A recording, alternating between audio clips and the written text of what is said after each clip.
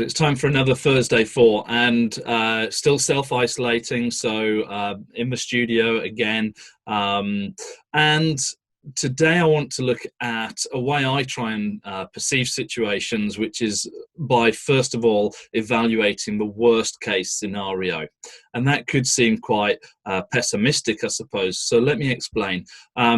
In all of these times, whether it's the current coronavirus situation or whatever it is that's come along and is challenging, then we're going to have times when we're really worried about what might go wrong.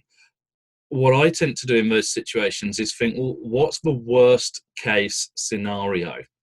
And when we look at the worst case scenario, we will find that it's probably not that bad. You know, we could still survive. It might not be what we want, but it's something that we could still live with. So, you know, if all of a sudden, we lost everything and had to go and live in the woods, under some plastic, well, there are people who do that every single night of the year, and they do survive. Now, I'm not suggesting for 1 second that we should want that, and that we shouldn't want for better things.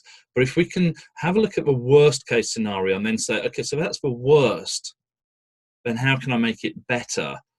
Then you've suddenly stopped that ultimate panic of, the world's going to end type panic, when quite often it isn't going to end. And we can cope with whatever is thrown at us, but we just got to get it into some perspective first. And when we realize that the worst is still okay, it's not great, but it's still okay, then we can move forward and stop having that ultimate fear of the world is going to end.